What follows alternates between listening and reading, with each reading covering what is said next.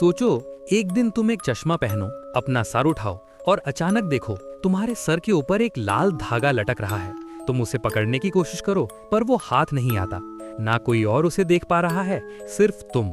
यही हुआ सू यॉन के साथ। डर के मारे वो तुरंत अपने रूम में भाग जाती है। उसका अंकल बाहर से आता है पर उसके चेहरे पर भी एक से ज्यादा रेड लाइंस।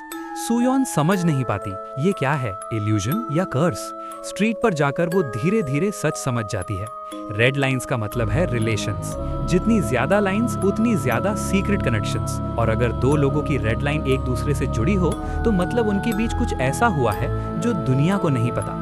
ये देखकर सू यॉन हिल जाती है। उसे याद आता है अपना बचपन, जब सिर्फ वो ही रेड लाइंस देख सकती थी।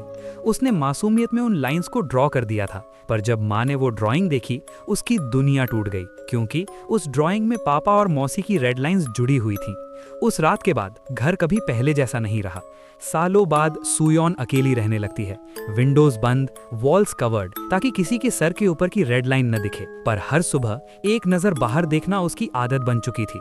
सामने वाले पुलिस ऑफिसर के सर पर डजन रेड लाइंस, उसकी नीस के सर पर सिर्फ एक। और फिर एक दिन नया नेबर शिफ्ट होता है, एक लड़की।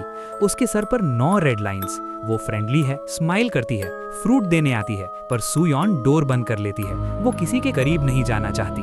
फिर एक रात टीवी न्यूज में एक हेलमेट वाला आदमी दिखाई देता है। उसके सर पर सिर्फ एक ही रेड लाइन, और वही आदमी रात को उसी नेबर लड़की के घर की तरफ जाता है। सू यॉन घबरा जाती है, पुलिस को कॉल करती है, पर अगले ही पल सब नॉर्मल लगता है, सिर्फ एक मिसअंडरस्टैंडिंग। लेकिन अगले दिन उस आदमी के सर पर 2 रेड लाइंस होती हैं, और सू यॉन को समझ आ जाता है रेड लाइंस फ्यूचर नहीं बताती, रेड लाइंस सच छुपाती भी नहीं। सवाल सिर्फ एक है, अगर तुम भी ये रेड लाइंस देख सकते तो क्या तुम जी पाते, या सच तुम्हें मार देता? रेड लाइंस फ्यूचर नहीं दिखाती, वो सिर्फ सच दिखाती हैं। पर जब सच ही सबसे खतरनाक हो तो सवाल ये नहीं होता कि तुम क्या देख रहे हो, सवाल ये होता है तुम अगला शिकार हो या गवाह। Follow for more dark stories. Next part और भी ज्यादा डिस्टर्बिंग है।